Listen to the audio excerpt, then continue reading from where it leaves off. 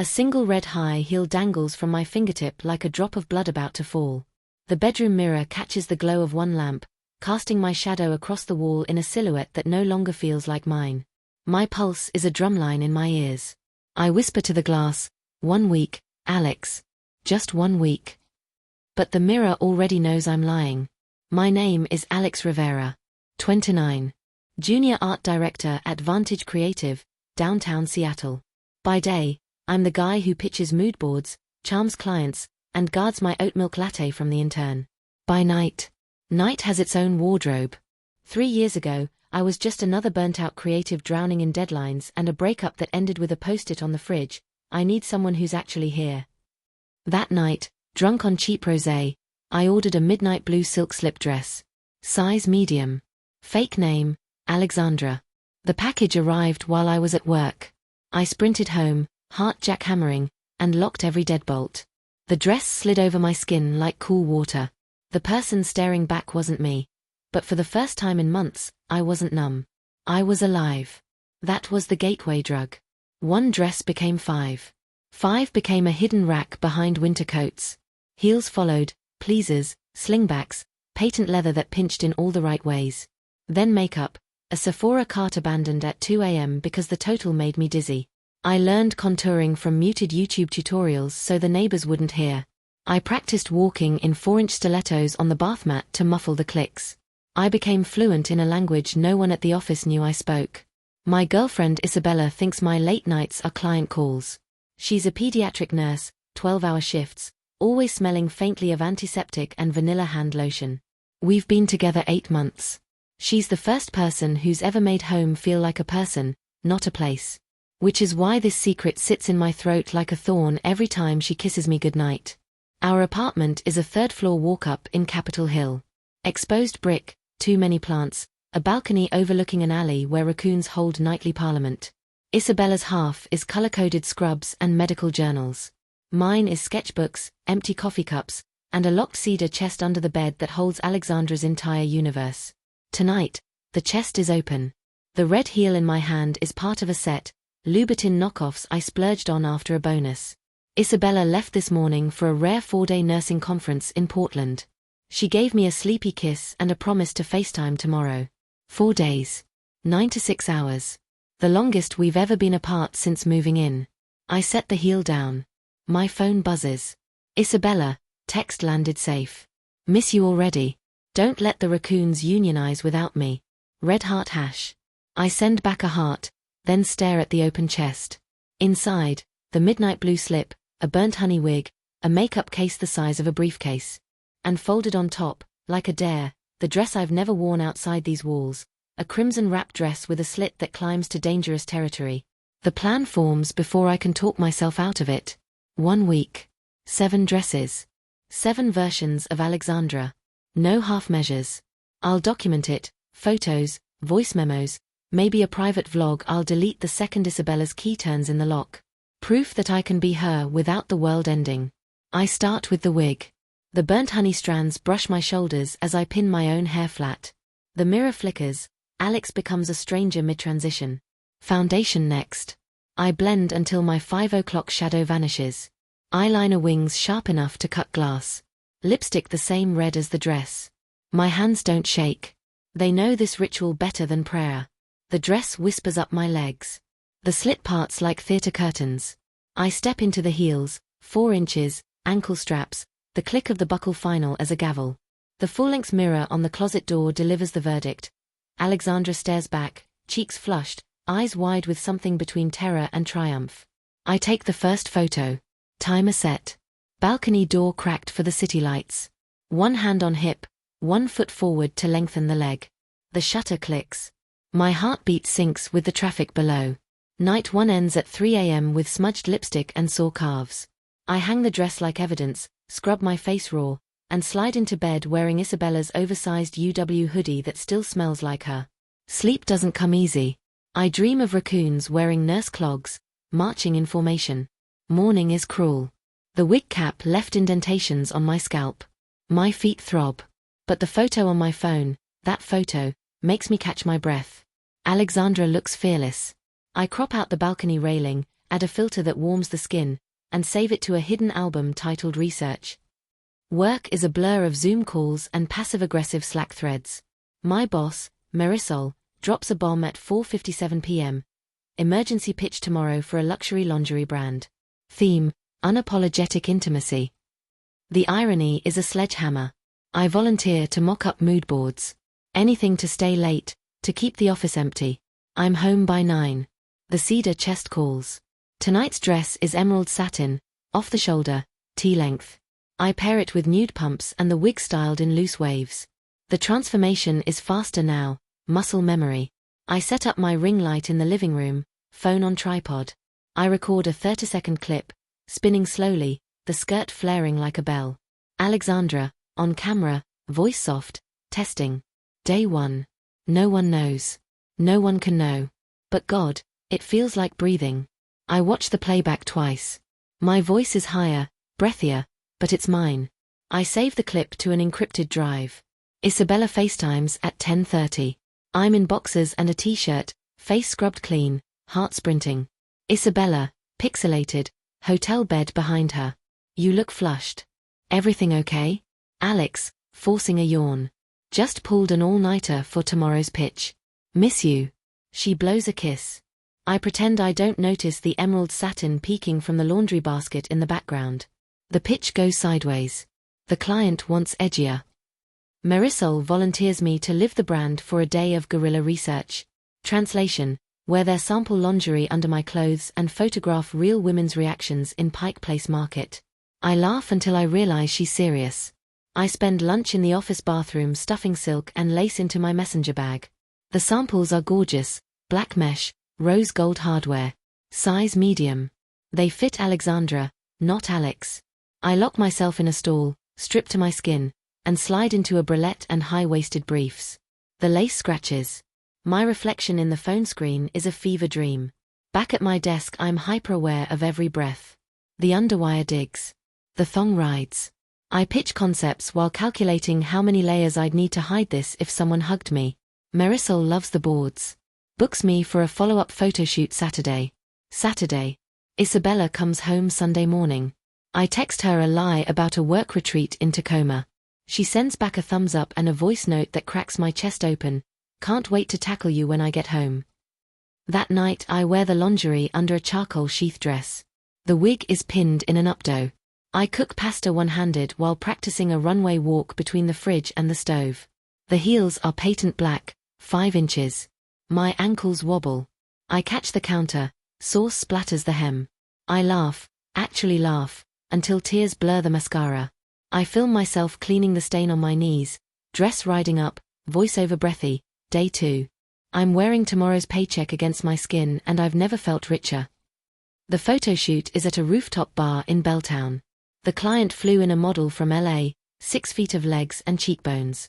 I'm creative liaison, which means I hold reflectors and try not to sweat through the borrowed blazer.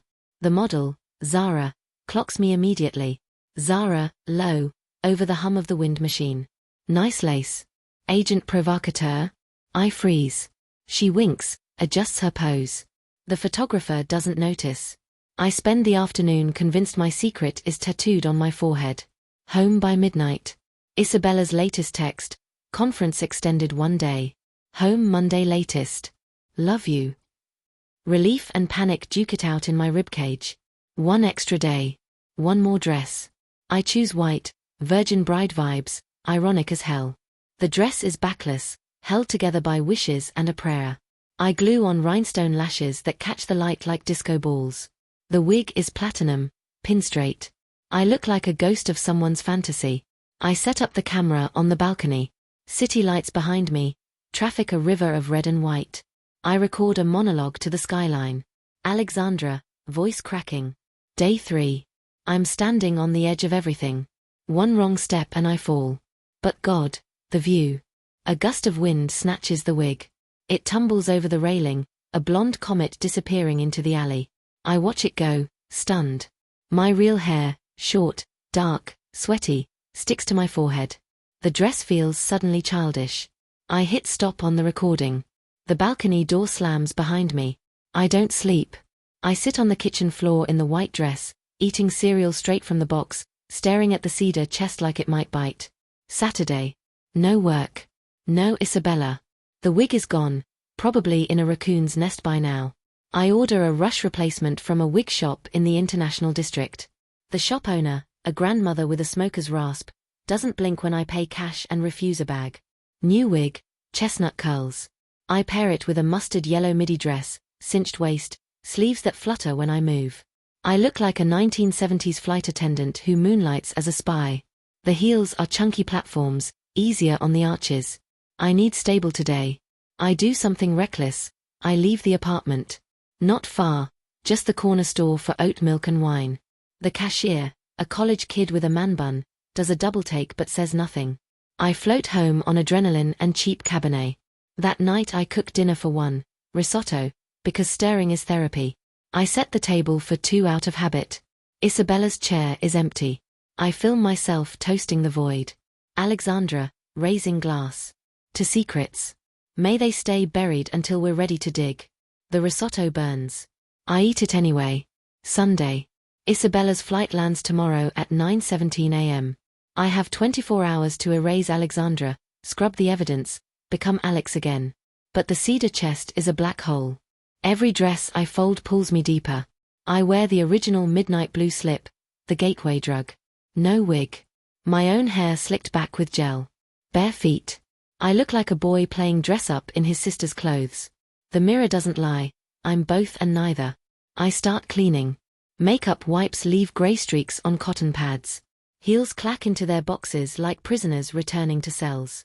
I find the platinum wig snagged on a fire escape 3 floors down, matted, ruined. I leave it for the raccoons. Isabella texts at 8 p.m, early flight. Home by 7 a.m. surprise. Can't wait to see your face. My stomach drops through the floor. 7 a.m. I do the math, 4 hours to finish scrubbing, 3 hours to sleep, 1 hour to fake normalcy. I bleach the sink where eyeshadow stained the porcelain. I vacuum glitter from the rug. I hide the cedar chest in the storage unit down the hall, key taped under the welcome mat. I fall into bed at 3 a.m. still smelling like setting spray. The alarm is set for 6. Day 6, 1 hour 15 minutes and 45 seconds. I wake to the sound of a key in the lock. It's 6:47 a.m. Isabella is early. She's here. I'm in boxers and yesterday's t-shirt, hair a mess, cedar chest 30 feet away in the storage unit. The apartment smells faintly of bleach and panic. I bolt upright as the door opens. Isabella, sleepy, duffel bag thudding. Surprise. Flight got in at 5. I took an Uber, couldn't wait. She drops her bag, opens her arms. I stumble into them, heart jackhammering against her scrubs. She smells like airplane and vanilla. She pulls back, frowns. Isabella. You okay? You're shaking. Alex, voice cracking. Just, missed you. She kisses my forehead, toes off her clogs. I steer her toward the kitchen, away from the living room where one rhinestone lash still clings to the couch like a confession. We drink coffee. She tells me about the conference, a kid who drew her a unicorn, a drunk doctor who proposed in the hotel elevator. I nod in all the right places. My phone buzzes in my pocket, Marisol confirming a Monday morning debrief. I silence it. Isabella yawns, stretches. I'm gonna shower. Join me. I hesitate. The bathroom counter still has a faint ring of foundation. I follow her anyway. Steam fills the room. She peels off her scrubs. I catch our reflection, her, soft and sure, me, eyes darting like a trapped animal. Under the water she traces the faint red marks on my hips, elastic lines from yesterday's thong. New underwear, she teases. I laugh too loud. Laundry mix-up. She buys it. Or pretends to. We kiss until the water runs cold. Monday. Back to work. Isabella leaves for her shift at noon, kissing me goodbye with a promise of takeout tonight. The apartment is sterile. No glitter. No perfume. Just the ghost of high heels in my calves. At the office Marisol loves the lingerie campaign. Books me for a follow-up shoot next week, this time on camera as creative director in residence. I smile through the meeting, palms sweaty. I retrieve the cedar chest after work. The dresses are wrinkled but intact. I hang the midnight blue slip in the back of my closet, behind suits I never wear. I tell myself it's over. The experiment ended. Alexandra is archived. But at 2 a.m. I'm awake, scrolling the hidden album. The balcony photo. The emerald satin spin. The white dress on the kitchen floor. My thumb hovers over delete. I can't. Tuesday. Isabella texts midshift. Forgot my badge in your car. Can you drop it at the hospital? Pretty please. I'm in the middle of a client call. I end it early. Grab her lanyard from the glove box. Traffic is a nightmare. I'm late. I park in the ER loop, sprint inside. The children's ward is chaos, crying toddlers, beeping monitors. Isabella waves from a nurse's station. I hand over the badge. She pulls me into a hug. Isabella, whispering. You're my hero. A little girl in a wheelchair rolls by, eyes wide. She tugs Isabella's scrub top. Little girl. Miss Bella, why's your boyfriend wearing lipstick? Time slows. Isabella looks at me. I feel the ghost of yesterday's gloss, though I scrubbed twice. She touches my lower lip. There, a faint burgundy smudge I missed. Isabella, soft, confused. Alex. I open my mouth. Nothing comes out. A code blue blares overhead. Isabella is pulled away, badge swiped, sneakers squeaking. I'm left under fluorescent lights with a child's question hanging in the air. I drive home on autopilot. The cedar chest is waiting. I open it. The crimson wrap dress winks up at me. I strip out of my work clothes, hands shaking. The dress slides on like it was tailored for this exact moment of ruin. I do my makeup in the hallway mirror, smoky eyes, overdrawn lips. The wig is the burnt honey one, tousled from storage. Heels, the red Louboutin knockoffs. I look like a crime scene in stilettos. I set up the camera one last time. The red light blinks. Alexandra, voice steady now. Day 8. I thought I could box her up. Put her away. But she's not a costume. She's the part of me that refused to stay numb. Doorbell. 3 sharp rings. It's 9:47 p.m. Isabella's shift ended an hour ago. She has a key. Why is she ringing? I freeze. The camera keeps recording. Another ring, insistent. I tiptoe to the peephole. Isabella stands there, take-out bags in one hand, phone in the other. Her face is unreadable. I could change. Hide. Pretend I'm not home. But my feet move on their own. The heels click across hardwood like gunshots. I open the door. Isabella's eyes travel from the wig to the dress to the heels. The take-out bags slip from her fingers. Pad thai splatters across the welcome mat. Isabella, barely a whisper. Alex. The camera in the living room catches everything. My painted face, her shock, the red dress glowing under the hallway light. I step forward. One heel catches on the threshold. I stumble. The wig shifts, revealing my real hair plastered underneath. Isabella reaches out, not to catch me, but to touch the strap of the dress, like she's checking if it's real. Isabella. How long? The question hangs between us, heavier than any answer. I open my mouth.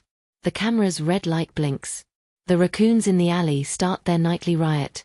Somewhere in the building a door slams. And then, the screen cuts to black. White text fades in. What happens next? Will Isabella stay? Will Alex choose Alexandra for good? Comment your prediction. Part 2 drops when this hits 100k likes.